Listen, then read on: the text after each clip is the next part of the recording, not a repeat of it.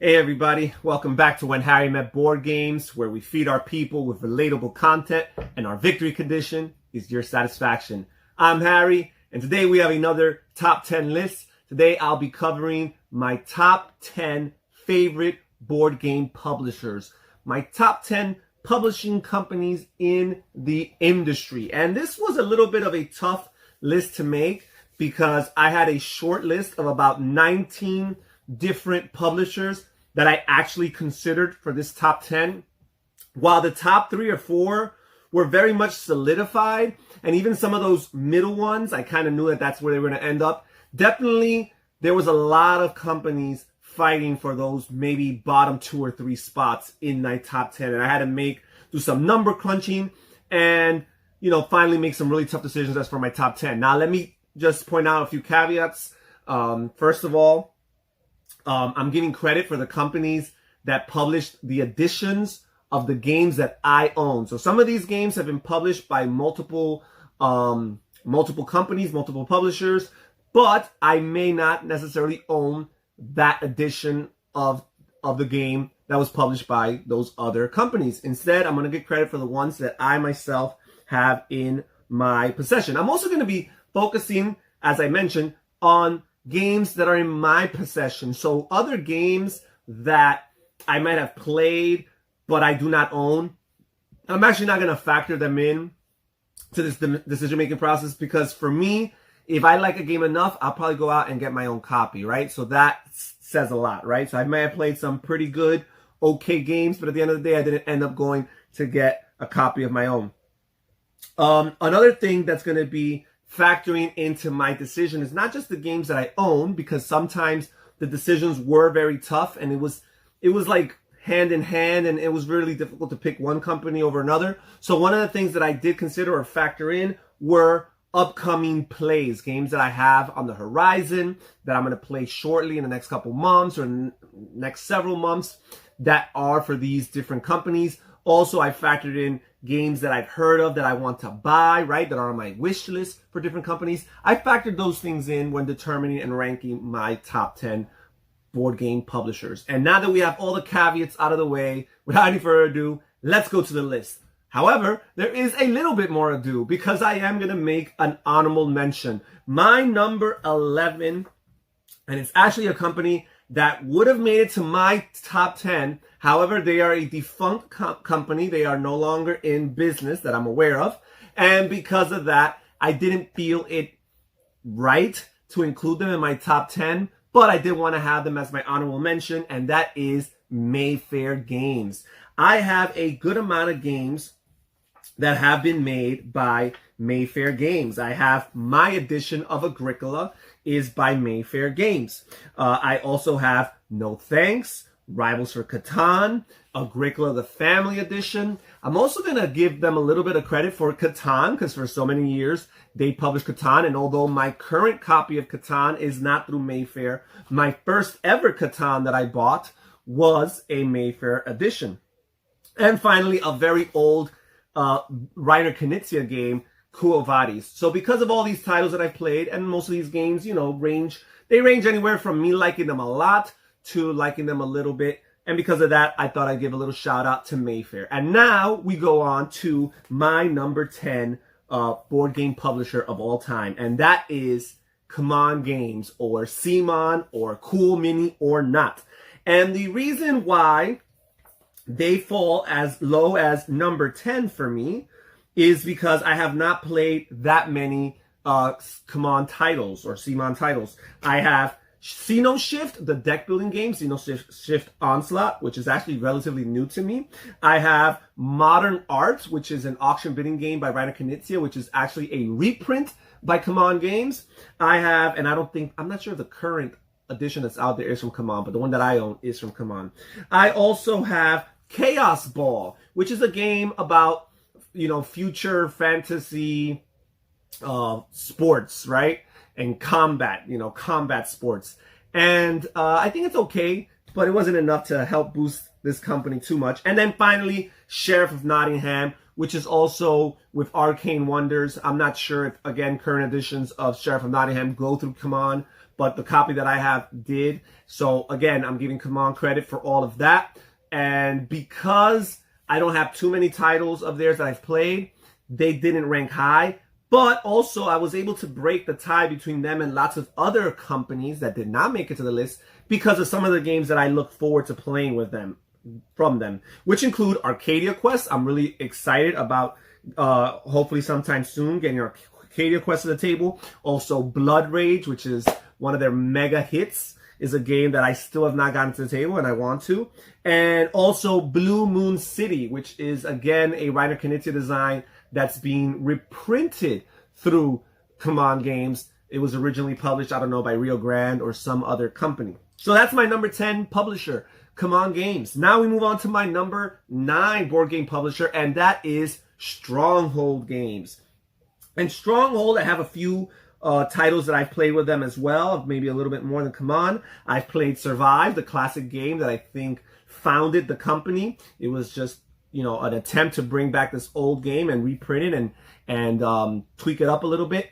And I've had lots of fun with Survive. It's, you know, it's a game that I've grown cold on. I mean, it's easy to grow cold on. It's a little simplistic and also a little too vicious to take that. But for the occasional, you know, mean-spirited game, it knocks it out of the park, right? So that is one of the games I played. I've played Revolver, which is a 2-player only, back and forth Wild West theme game. One player is the Outlaws, one player is the good guys, the Cowboys, the Lawmen. I've also played Encore, simple, abstracted roll and write game by Inca and Marcus Brand.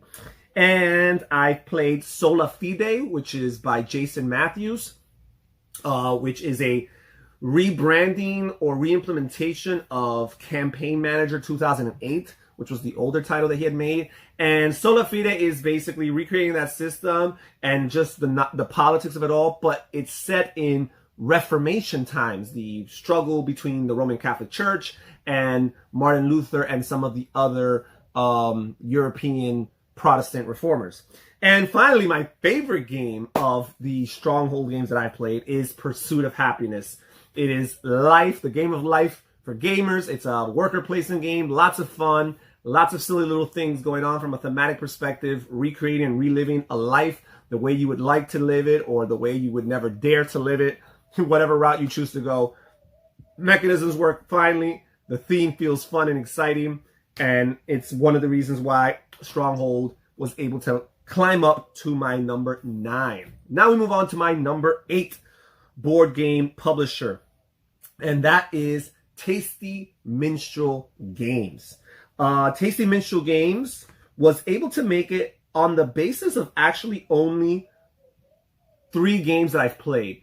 But I like 2 out of those 3 games so much that it had to go up this high. And it could easily climb up. Now, the 3 games that I played of theirs, that I own of theirs, is At the Gates of Loyang by Uwe Rosenberg. Nice engine building game set in, you know, medieval or ancient China. You're a group of merchants, or each player is a merchant who's growing vegetables and going to market and trying to sell them, and, you know, getting consistent, faithful customers and keeping them satisfied, getting some casual customers and getting lots of money from them, and just seeing who could build the smoothest, most efficient engine.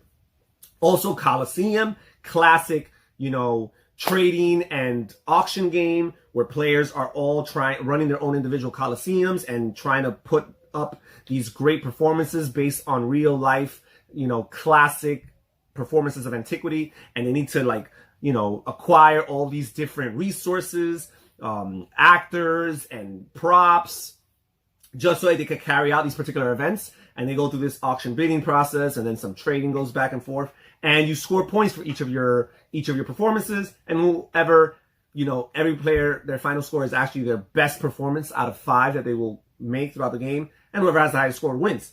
So it's an amazing game. Wolfgang Kramer design, love it a lot. And then Dungeon Roll, simple dice rolling, you know, filler of a game where basically with just a handful of dice, you're recreating the dungeon crawler experience. You know, the game comes with a couple different characters, a couple different heroes that you could level up, and they all have their different classes, and you have these different types of monster types, and each of the dice that you're rolling represents a different type of hero, and some heroes are more efficient against some monsters, and you're just trying to mix and match your dice rolls in an efficient manner. So these are the only games I've played of Tasty Minstrel, and I do understand that both At the Gates of Loyang and Colosseum, neither one of them were originally published through Tasty Minstrel, but again, the copies that I own are from Tasty Minstrel, so I'm going to give them that credit. Now, as far as games that I'm looking forward to from Tasty Minstrel, I'm looking forward to playing Amun-Re, a Reiner Knizia design that I do hope to get to the table sooner rather than later. The only reason it hasn't gotten to the table yet is because it's a multiplayer game, and I haven't had multiplayer opportunities in recent times due to this whole crisis that we're living through. It was there on queue to be played with my nephews, but unfortunately that's been postponed. There's also this game, very popular game, really highly ranked on BoardGameGeek.com, called Orleans. And Orleans, I've heard so much about it, but I've been on the fence on it for so long. It's like one day I feel like, oh, I would really like this game, and the other day I feel like I wouldn't like this game, and that has kept me from investing in it. It definitely would be a cool game to like learn to play with someone else. Now for my number 7 board game publisher ever, and that is Queen Games. And the games that I've played for Queen Games include Escape, the quick dice rolling real-time game, Respublica, which I've mentioned a lot on this channel, simple set collection game with a little bit of trading, some unique trading. Check out my review for that game. Kingdom Builder by Donald X. Vaccarino, Spiel des Jahres winner for 2011.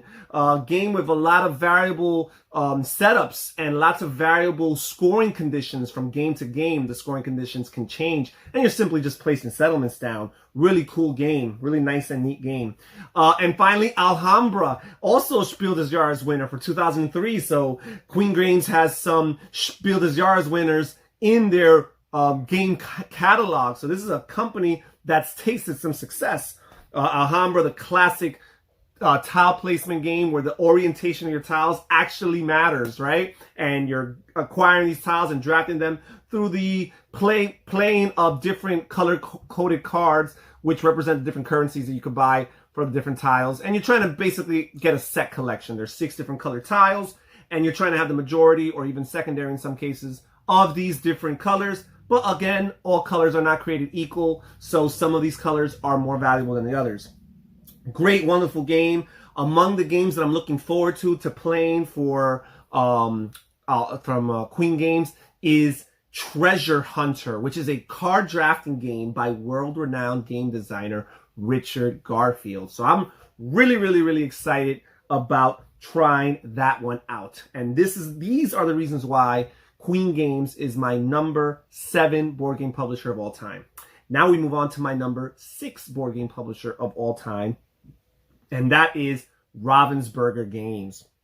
And the games that I played for Ravensburger include San Juan, which is the card version of Puerto Rico, where basically players are trying to build 12 different buildings in their little tableau, and they're part of the city of San Juan. Some of these buildings are production buildings that get you goods, and some of these buildings are city buildings. And whoever scores the most points in a different combination of ways is the winner. Also from Ravensburger Games, I played Notre Dame, nice card drafting game where players are using their side of Notre Dame to gain influence and prestige and points in different ways.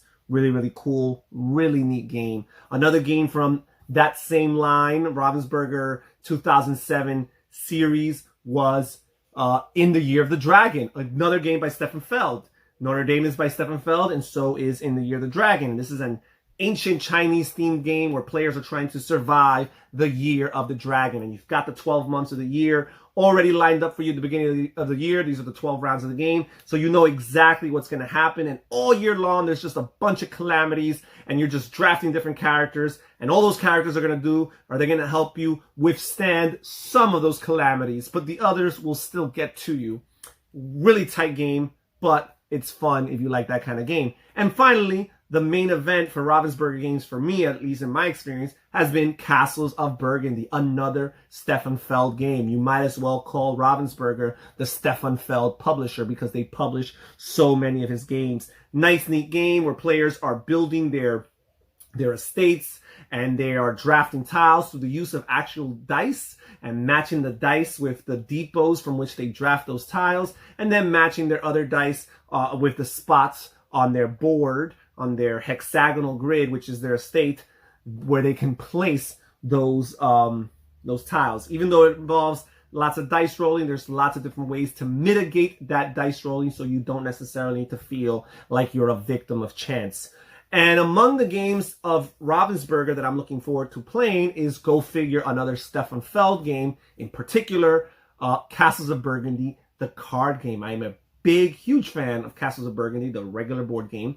And the idea of having this card game that, although I hear is a table hog, but is, a portable product, a small box that you could take and bring the Castles of Burgundy experience with you wherever you go. So these are the reasons why Ravensburger is my number 6 board game publisher of all time. And now we move on to the top 5, the cream of the crop, the better half. And my number 5 board game publisher of all time is Lookout Games. And the titles that I've played for Lookout include Agricola, All Creatures Big and Small, 2-player version of the bigger game of Agricola. Really cool. It knocks out that experience, that worker placement, farming experience, in just half an hour. It knocks out lots of the tense parts of Agricola that a lot of people don't like, the feeding of the people, the stinginess when it comes to points and being docked points, and also just all the stuff that includes your family or the growing of crops. That's all taken out. You're simply partaking in animal husbandry,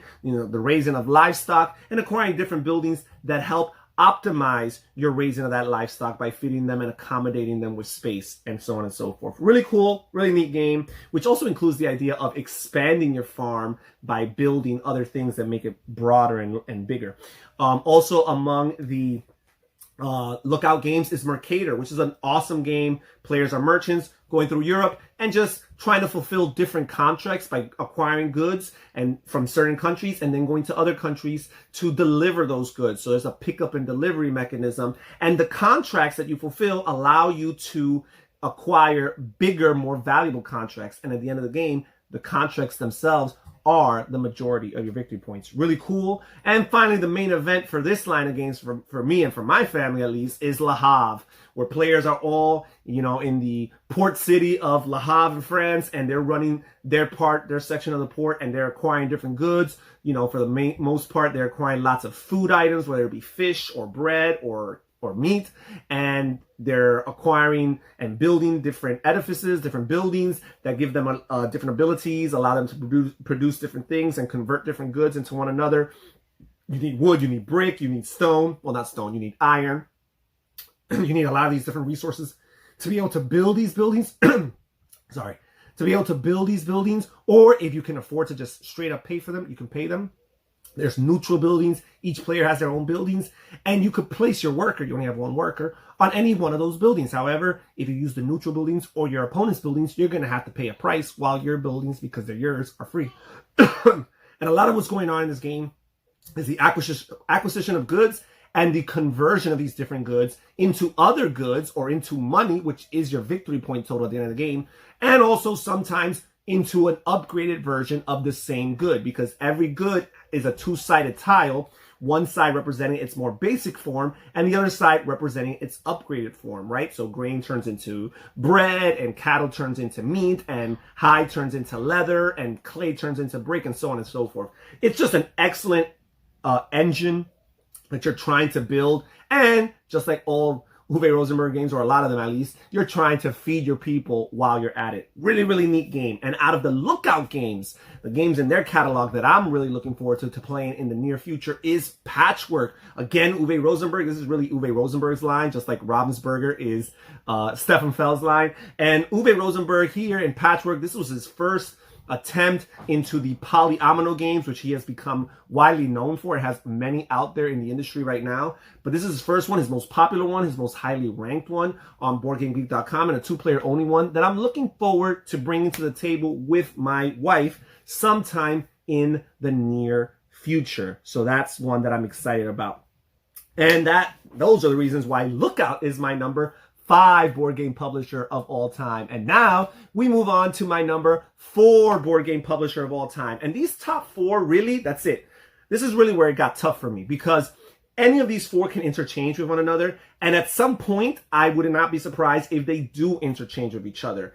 But this company, while it's actually the company that I have the most titles for, because I was trying to factor in how much I actually like the titles and how much I look forward to future titles, because of that, it only went up as high as number 4. And my number 4 is Fantasy Flight Games. And this is a line of company that's really known for mostly for its Ameritrash, science fiction, fantasy themed games, which while I do like lots of games in that niche, most of my games tend to be Euro style games. So now they do have a Euro line of games in Fantasy Flight, but for the most part, they haven't really been home runs for me. So let me just list off all the games that I have from this company.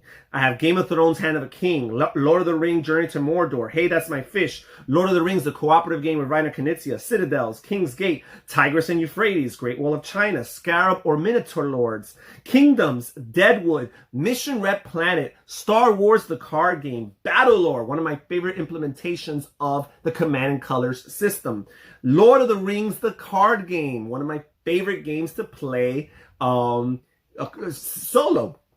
Roombound, amazing fantasy themed game. I love it a lot. Descent, another great game, probably the old benchmark before Gloomhaven in the world of dungeon crawlers.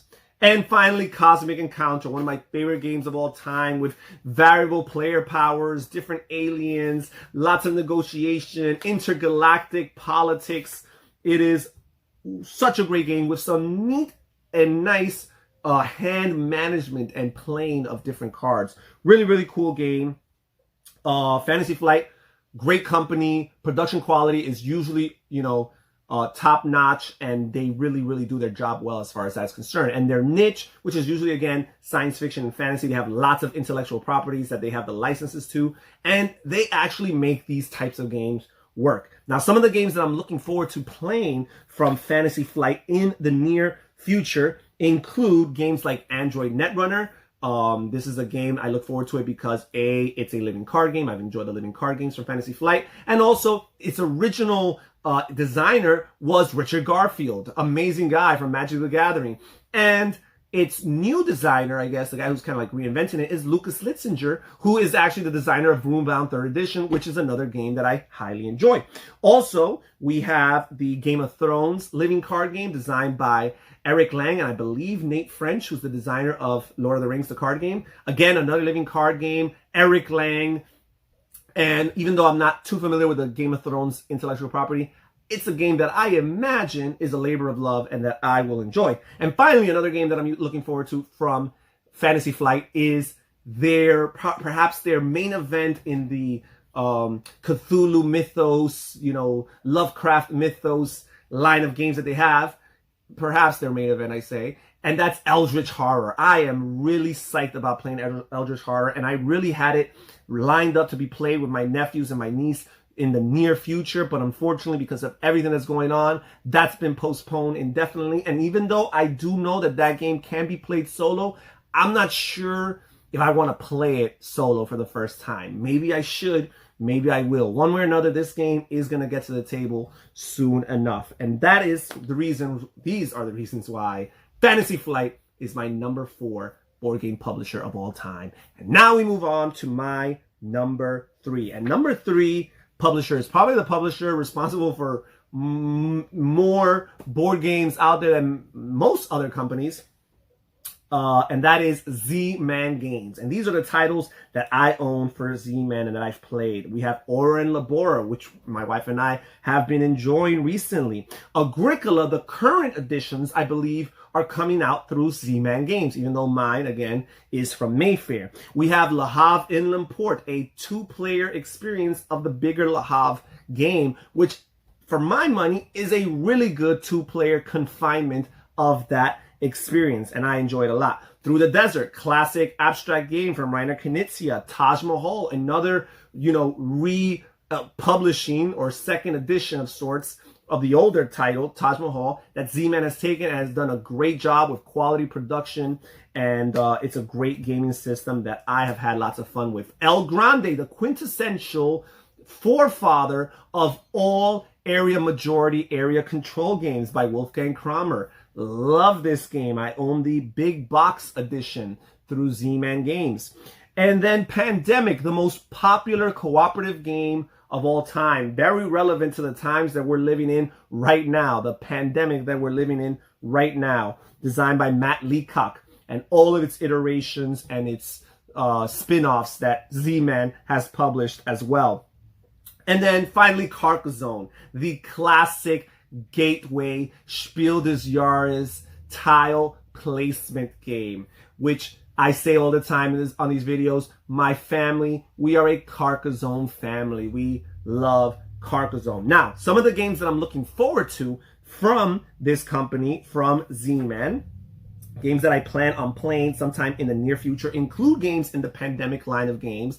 Games like Pandemic The Cure, which is the dice version of Pandemic, and also Pandemic Legacy Season 1. Yes, I have not yet played Pandemic Legacy Season 1. I've owned the box for a while. I've been looking for the right people to play with, and I have an idea as to who those people will be, and I'm excited and looking forward to getting that to the table, and eventually Season 2 and the upcoming hopeful arrival of Pandemic Legacy Season 3. And also Kingsburg, which is the pioneer of the dice placement, dice as your worker placement type of games. Alien Frontiers, Marco Polo, lots of these games that came out later on. This is a very popular style of games nowadays, but Kingsburg, I believe, was the first, and that's a game that I look forward to playing in the near future.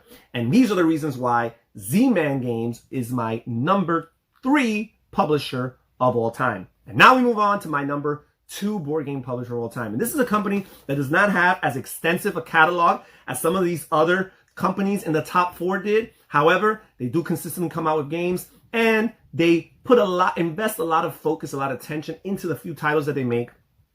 And they do great jobs with production and components and artwork and graphic design. And I'm talking about Days of Wonder Games. And the games that I have for Days of Wonder include Small World, fantasy-themed area control game where players are drafting different fantasy races combined with different powers and choosing the right moment as to when to put these races into decline and when to, carry another race into the future.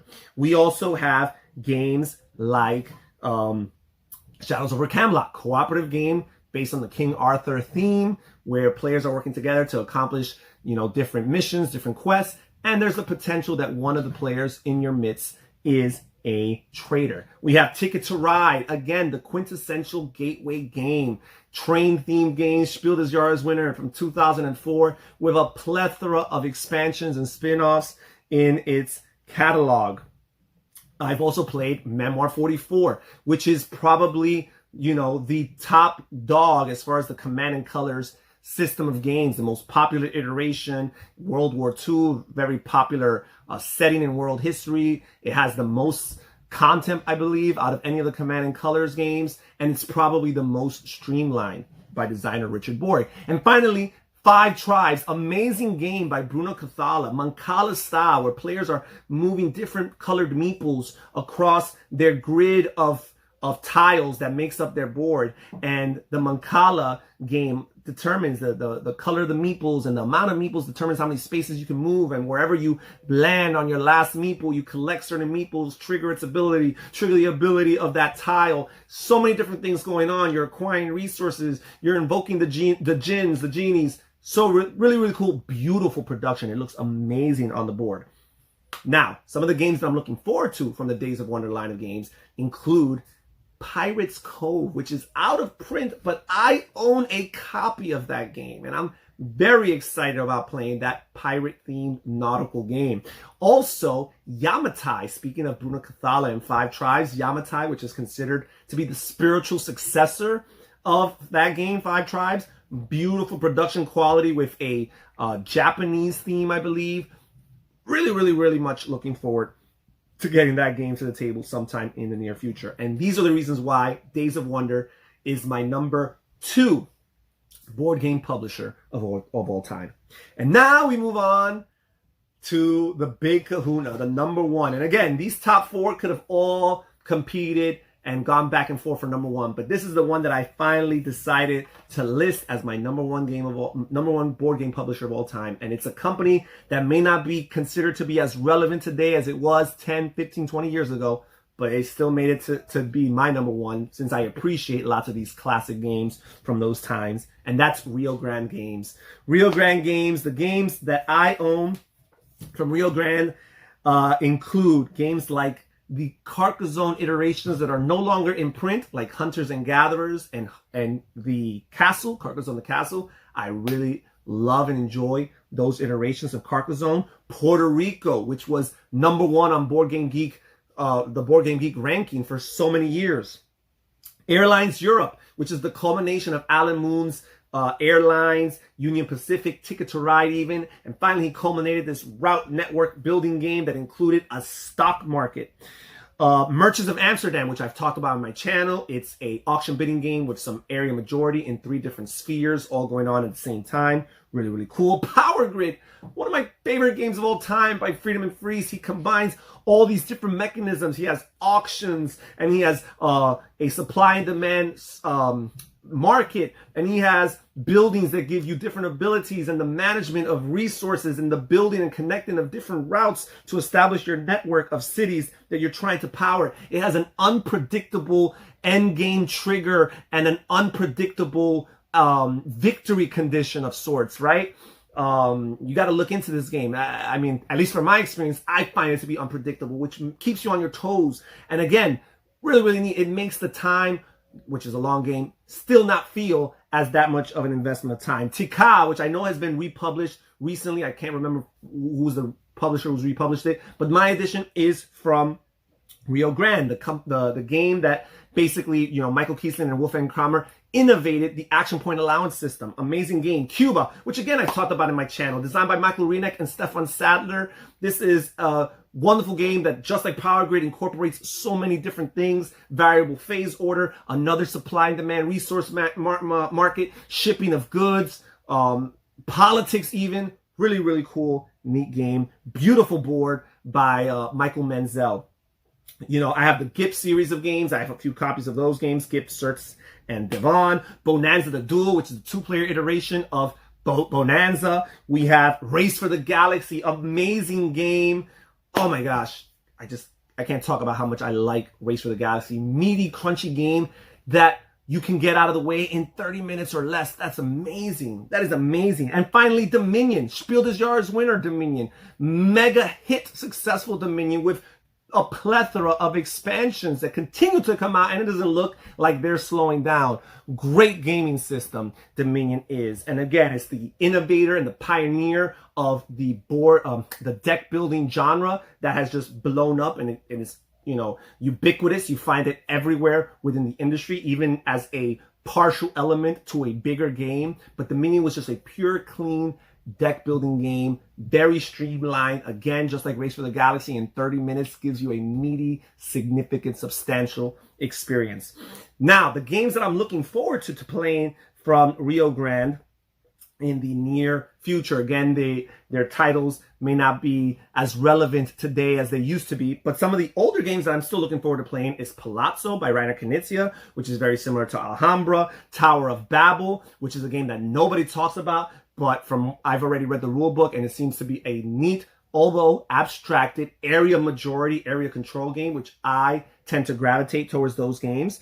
We also have Euphrates and Tigris, which is a card game version of Tigris and Euphrates, his bigger title, that I actually suspect I might even like more than Tigris and Euphrates. Time will tell. And then finally, A Castle for All Seasons, which is a medieval worker placement game by the Brand couple, by Inka and Marcus Brand. And these are some titles that I'm really, really looking forward to playing from Rio Grande. And these are the reasons why Rio Grande is my #1 board game publisher of all time. And that's it. These are my top 10 board game publishers of all time.